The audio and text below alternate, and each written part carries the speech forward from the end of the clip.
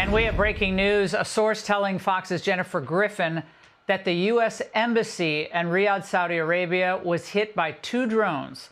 A third is apparently en route and could strike at any moment. And the embassy is now issuing a shelter-in-place for citizens in Saudi Arabia, as the U.S. government has put all citizens in the region on high alert and urged those in 14 different countries in the region to leave immediately.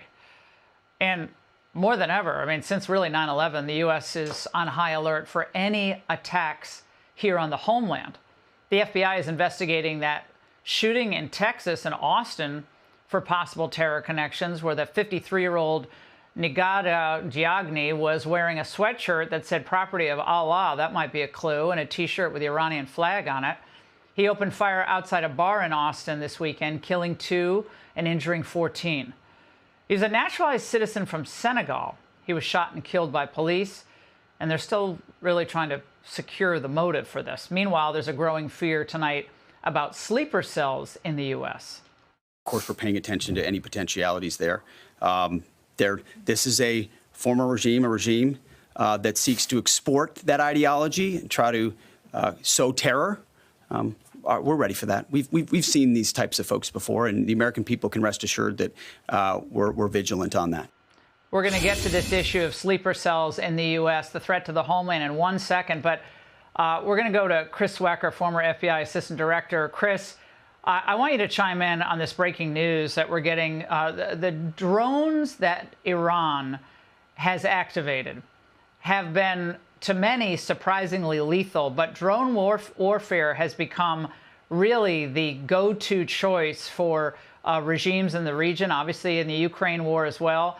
Your reaction to this news about the U.S. Embassy? We don't know anything about damage or injuries, loss of life, but this is breaking right now. Yeah, Laura, we're seeing, as you mentioned, we've seen drones in the battlefield in Ukraine. It's a game changer. And again, our embassies are targets across the world, across the globe. They can get to one, they will, and it looks like they may have penetrated with their drones. And in this instance, look, I think we really got to worry about drones here in the U.S. as well. I mean, they're pretty prevalent. We haven't really demonstrated any real capability to stop drones in the United States. They're flying around everywhere. So that's an added concern.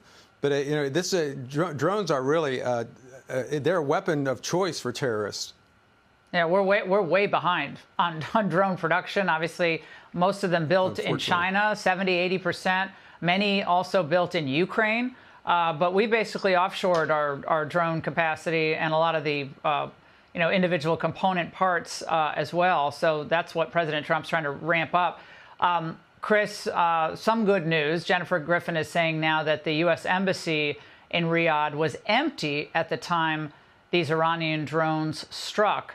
So there are no injuries. So that is some good news. But let's get back to this concern that it looks like DHS, the FBI, are not overstating their concern that with the number of individuals who crossed our border over the last several years, especially under Joe Biden, we really don't have a good sense of the threat to the homeland right now, given how many people from Islamic countries are here and those who may have some sympathy with the former Ayatollah and his regime. Yes, I know. I mean, I know the intelligence agencies are working overtime, but those 4 years were devastating when it comes to not tracking potential terrorists. I mean, Hezbollah was here; they had cells here before that, but it's impossible that they weren't sending operatives across that open border during those 4 years. It was too good an opportunity. They're here in our cities, L.A., Michigan, up in Michigan, around the Detroit area, New York City, down here in North Carolina, where we took out an entire Hezbollah cell back in the mid-2000s when I was the head of the office here. I mean, they are here, and they are a clear and present danger. I hate to use cliches, but they are.